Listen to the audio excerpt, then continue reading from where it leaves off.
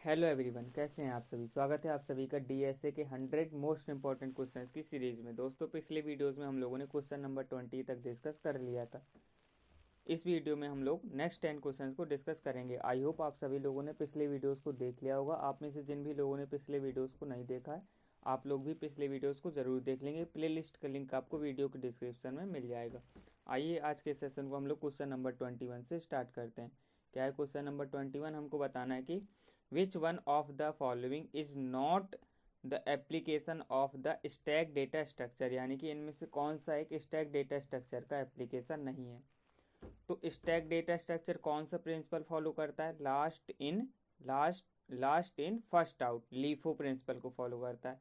तो जहां पे भी हमको लीफो प्रिंसिपल को इम्प्लीमेंट करने की नीड होगी, वही हमारा क्या होगा? स्टैक डेटा स्ट्रक्चर का एप्लीकेशन होगा। तो बात करें ऑप्शन ए की, डेटा ट्रांसफर की, तो डेटा ट्रांसफर में क्या हम लोग करते हैं कि जो हम लोग बिट या बाइट या वर्ड जो हम लोग पहले सेंड करते हैं, तो वो ही पहले क्या होना चाहिए? रिसीव होना चाहिए। यानी कि first in first out principle को यूज़ करते हैं, इम्प्लीमेंट करते हैं। तो ये हमारा किसका एग्जाम्पल हो गया? एप्लीकेशन हो गया, क्यू डेटा स्ट्रक्चर का एप्लीकेशन हो गया। ऑप्शन बी क्या है? String reversal. स्ट्रिंग को रिवर्स करना है, यानी कि स्ट्रिंग को रिवर्स करना है, यानी कि जो स्ट्रिंग में एलिमेंट पहले था उसको बाद में करना है। जैसे ए बी सी डी कोई स्ट्रिंग थी, अब इसको क्या करना है? डी सी बी ए करना है, यानी कि बेसिकली जो एलिमेंट इसमें पहले इंसर्ट किया था अब उसको बाद में इंसर्ट करना है।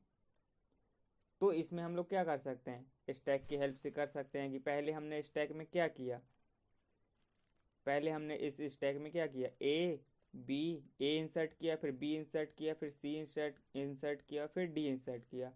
अब वापस से हमने जब इस इंसर्ट को क्या किया, इस स्टैक को क्या किया? खाली किया। तो यहाँ पे अब हमने क्या किया? पॉप करना शुरू किया। तो जब पॉप करेंगे तो क्या बनती जाएगी? स्ट्रिंग हमारी डी सी बी ए।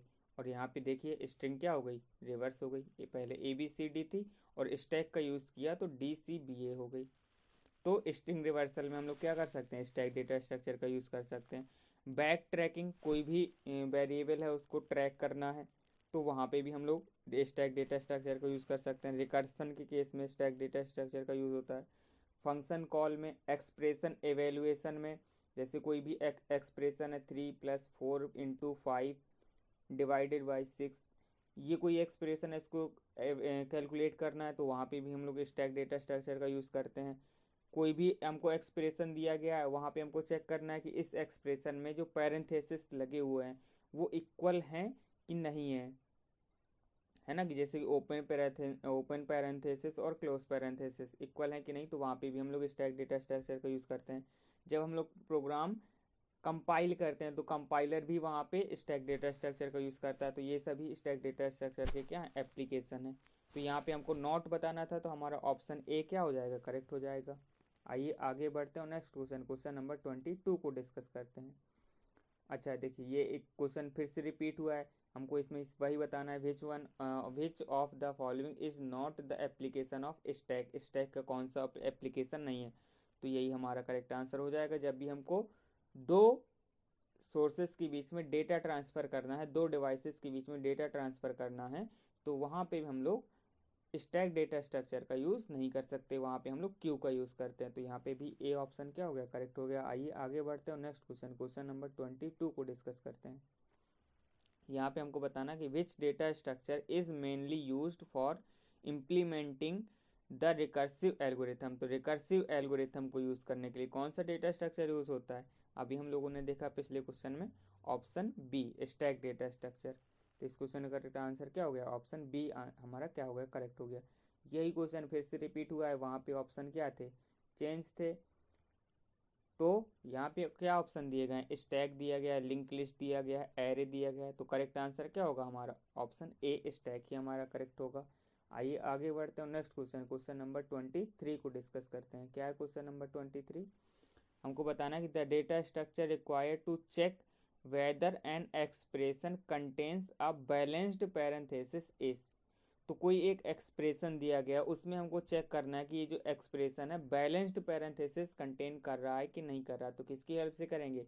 ऑप्शन बी स्टैक की हेल्प से करेंगे। तो इस क्वेश्चन का करेक्ट आंसर क्या हो गया? ऑप्शन बी हमारा करेक्ट हो गया। आइए आगे बढ़ते हैं नेक्स्ट क्वेश्चन, क्वेश्चन नंबर 24 को डिस्कस करते हैं। क्या है क्वेश्चन नंबर 24? हमको बताना कि which operation is used in stack data structure to insert an element. तो जो हमारा स्टैक है, इस स्टैक में कोई भी एलिमेंट हमको इंसर्ट करना है तो हम लोग कौन से ऑपरेशन के थ्रू करेंगे? तो उसको हम लोग करते हैं पुश ऑपरेशन के थ्रू। कोई भी एलिमेंट इंसर्ट करना है स्टैक में तो उसको बोलते हैं पुश ऑपरेशन, और कोई भी एलिमेंट डिलीट करना है तो उसको बोलते हैं पॉप ऑपरेशन। तो यहाँ पे इंसर्ट के लिए बताना था तो ऑप्शन बी हमारा करेक्ट हो जाएगा। और ये जो टॉप है ये हमारा एक वेरिएबल है, पॉइंटर है, जो स्टैक के टॉप वैल्यू को क्या करता है? पॉइंट करता है। स्टैक के टॉप इंडेक्स को क्या करता है? पॉइंट करता है कि स्टैक के टॉप में कौन सा डेटा है, कौन सा एलिमेंट है, या उसका एड्रेस क्या है। तो आइए आगे बढ़ते हैं नेक्स्ट क्वेश्चन, क्वेश्चन नंबर 25 को डिस्कस करते हैं। क्या है क्वेश्चन नंबर 25? हमको बताना है कि consider the following statement regarding stack for inserting N element. तो एक स्टैक डेटा स्ट्रक्चर में हम लोग एलिमेंट को कैसे इंसर्ट करते हैं, तो उसके लिए कुछ स्टेप्स दिए गए हैं। अब इनमें हमको क्या करना है? Choose the correct sequence for inserting an element in stack from the option given below.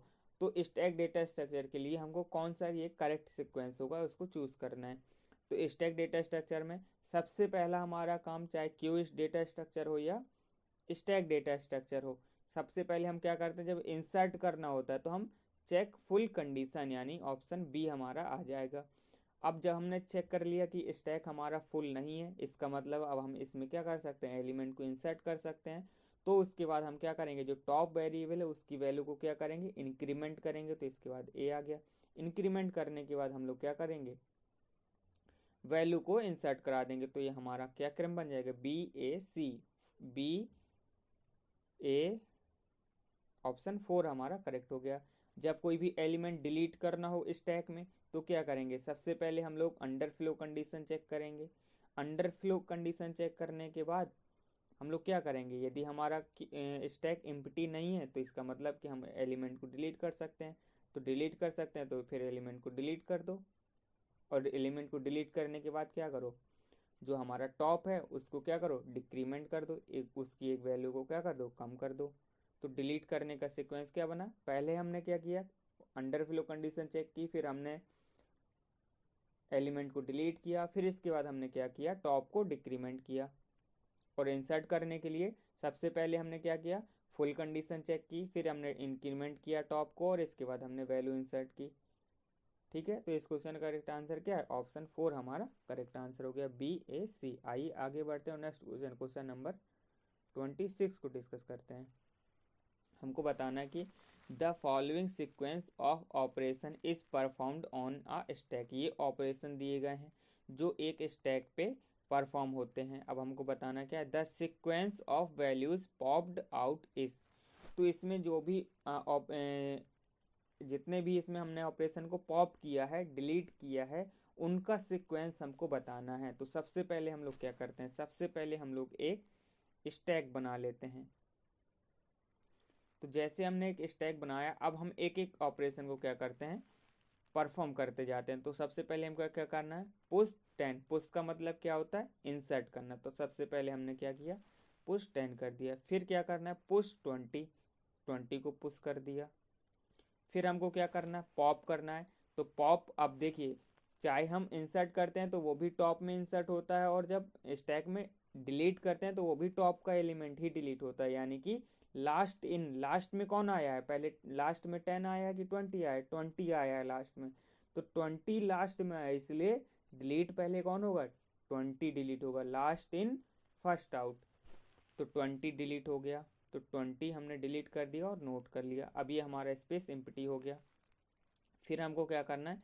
Push 10। अब यहाँ पे हम लोग 10 को पुश करा सकते हैं क्योंकि ये स्पेस क्या है? खाली है। फिर इसके बाद क्या करना है? पुश 20, 20 पुश कर दिया। फिर इसके बाद क्या करना है? पॉप करना है। तो फिर पॉप करेंगे तो टॉप एलिमेंट को ही पॉप करेंगे। तो फिर हमारा सीक्वेंस क्या बना? दूसरा एलिमेंट क्या पॉप हुआ? 20 पॉप हुआ। फिर पॉप करना है तो अब यहाँ ये नेक्स्ट 10 पॉप हो गया। फिर हमको पॉप करना है तो ये नीचे वाला 10 भी पॉप हो गया। फिर हमको पुश करना है 20, तो अब ये नीचे सबसे खाली है तो यहाँ पे हमने 20 पुश कर दिया। फिर हमको पॉप करना है तो ये 20 भी पॉप हो गया। तो क्या सीक्वेंस बना, ये इतने ही ऑपरेशन थे, 20 20 10 10 20। देख लीजिए 20 20, ऑप्शन ए गलत हो गया, 20 20 10 10 20, ऑप्शन बी हमारा करेक्ट हो गया। आई होप आप सभी लोगों को ये क्वेश्चन समझ में आ गया होगा। आइए आगे बढ़ते हैं, नेक्स्ट क्वेश्चन, क्वेश्चन नंबर 27 को डिस्कस करते हैं। क्या है क्वेश्चन नंबर 27, हमको बताना कि which data structure is required to convert the infix to prefix notation, यानी कि कौन से डेटा स्ट्रक्चर में हम लोग इनफिक्स नोटेशन को प्रीफिक्स नोटेशन में कन्वर्ट करते हैं। तो इसका करेक्ट आंसर क्या हो गया, option B stack data structure में। तो सबसे पहले इनफिक्स नोटेशन या एक्सप्रेशन क्या होता है, तो जैसे कि हमने कोई एक्सप्रेशन लिखा a प्लस बी, तो इस एक्सप्रेशन में सबसे पहले क्या क्या चीज़ें हैं, तो इस एक्सप्रेशन में दो चीज़ें हैं। क्या, एक हमारा है ऑपरेटर, ऑपरेटर जो क्या है प्लस, और एक हमारा है ऑपरेंड, ऑपरेंड। तो ऑपरेंड क्या क्या है यहाँ पे, ए बी। तो कोई भी जब हम लोग एक्सप्रेशन लिखते हैं तो उसमें दो चीज़ें होती हैं, एक हमारा ऑपरेटर होता है और एक हमारा ऑपरेंड होता है। ऑपरेंड कोई भी नंबर भी हो सकता है, जैसे 4 5 6 7 8, कोई भी नंबर हो सकता है, ठीक है। अब ये जो ऑपरेटर है, ये ऑपरेटर कहाँ पे है, उसके अकॉर्डिंग हम लोग के क्या होते हैं, इनफिक्स नोटेशन, प्रीफिक्स नोटेशन और पोस्ट फिक्स नोटेशन। तो ये यहाँ पे ऑपरेंड क्या है, बीच में है। यही हम लोग रियल लाइफ में ऐसे ही लिखते हैं, जब भी कोई भी मैथमेटिक्स में ऑपरेशन परफॉर्म करते हैं तो इसको बोलते हैं इनफिक्स नोटेशन। अब यहाँ पे ये जो ऑपरेटर है, इसको हमने क्या लिखा, लगा दिया, पहले लगा दिया प्लस और फिर लिखा ए बी, तो ये क्या हो गया, प्रीफिक्स। ये जो ऑपरेटर है कहाँ है, प्री, पहले है, तो इसलिए इसका नाम क्या हो गया, प्रीफिक्स। तो प्रीफिक्स मतलब पहले ऑपरेटर फिर ऑपरेंड फिर ऑपरेंड जितने भी हैं। और इसी को हम लोग यदि ऐसे लिख दें ए बी प्लस, तो ये क्या इसको बोलते हैं, पोस्ट फिक्स बोलते हैं। और तो पोस्ट फिक्स का मतलब क्या हुआ, ऑपरेंड ऑपरेंड ऑपरेटर। तो इस क्वेश्चन का करेक्ट आंसर क्या हो गया, स्टैक हो गया। आइए आगे बढ़ते हैं, नेक्स्ट क्वेश्चन, क्वेश्चन नंबर 28 को डिस्कस करते हैं। क्या है क्वेश्चन नंबर 28, हमको बताना है which data structure is use to convert infix notation to postfix notation. तो चाहे हमको इनफिक्स से प्रीफिक्स कन्वर्ट करना हो या इनफिक्स से पोस्ट फिक्स कन्वर्ट करना हो, तो वहाँ पे हम लोग किसका यूज़ करते हैं, स्टैक डेटा स्ट्रक्चर का यूज़ करते हैं, है ना। और इनफिक्स मतलब जो ऑपरेटर है बीच में होगा, प्रीफिक्स मतलब जो ऑपरेटर है पहले होगा, और पोस्ट फिक्स मतलब जो ऑपरेटर है वो बाद में होगा। ऑपरेटर क्या हो सकते हैं, plus minus multiply division modulo equal to, ये सब हमारे क्या हैं, ऑपरेटर हैं। आइए आगे बढ़ते हैं और नेक्स्ट क्वेश्चन, क्वेश्चन नंबर 29 को डिस्कस करते हैं। क्या है क्वेश्चन नंबर 29, हमको बताना है कि what is the time complexity of an infix to postfix conversion algorithm. तो जब भी हम लोग इनफिक्स से पोस्ट फिक्स कन्वर्जन करते हैं तो टाइम कॉम्प्लेक्सिटी क्या होती है। तो इस क्वेश्चन का करेक्ट आंसर क्या हो गया, option B order of N, यानी कि ओ एन, यानी कि मैक्सिमम एन। तो इस क्वेश्चन का करेक्ट आंसर क्या हो गया, ऑप्शन बी। तो चाहे इनफिक्स से पोस्ट फिक्स कन्वर्जन करें या इनफिक्स से प्रीफिक्स कन्वर्जन करें, तो वहाँ पे टाइम कॉम्प्लेक्सिटी क्या आती है, order of N, O N आती है। ओ को बोलते हैं मैक्सिमम बोलते हैं कंप्यूटर साइंस के टर्म में, और एन हमारी यहाँ पे साइज होती है कि जो एक्सप्रेशन है उसमें कितने क्या हैं, ऑपरेंड हैं, ऑपरेटर हैं। तो इस क्वेश्चन का करेक्ट आंसर क्या हो गया, ऑप्शन बी हमारा यहाँ पे करेक्ट हो गया। आइए आगे बढ़ते हैं और आज के इस वीडियो के लास्ट क्वेश्चन, क्वेश्चन नंबर 30 को डिस्कस करते हैं। क्या है क्वेश्चन नंबर 30, हमको बताना है कि which of the following is an advantage of using array. Array को यूज़ करने का क्या एडवांटेज है। ये क्वेश्चन पहले भी आ चुका है, वहाँ पे ऑप्शन दूसरे थे, यहाँ पे क्या है, constant time insertion and deletion, option A है। ऑप्शन बी क्या है, ability to store elements of different data types, तो ये तो गलत ही है, क्योंकि एरे में हम लोग क्या स्टोर कराते हैं, सेम डेटा टाइप्स को स्टोर कराते हैं। एरे हमारा कैसा डेटा स्ट्रक्चर है? Array is a data structure that stores collection of elements of similar types, यानी कि होमोजेनियस डेटा टाइप्स। और कैसे स्टोर कराता है? मेमोरी में कंटिगुअस फॉर्म में स्टोर कराता है, और जिसको हम लोग क्या कर सकते हैं? इंडेक्स वैल्यू की हेल्प से एक्सेस कर सकते हैं। तो random access to element using an index, तो ये एरे का सबसे बड़ा एडवांटेज है कि कोई भी एलिमेंट को हम लोग रैंडमली एक्सेस कर सकते हैं। किसकी हेल्प से? उसके इंडेक्स की हेल्प से। जितने भी उसमें एलिमेंट हैं सभी का क्या है? एक इंडेक्स है, और उस इंडेक्स वैल्यू की हेल्प से हम किसी भी एलिमेंट को क्या कर सकते हैं? एक्सेस कर सकते हैं। तो इस क्वेश्चन का करेक्ट आंसर क्या हो गया? ऑप्शन सी हमारा यहाँ पे करेक्ट हो गया। तो आज के सेशन में इतना ही।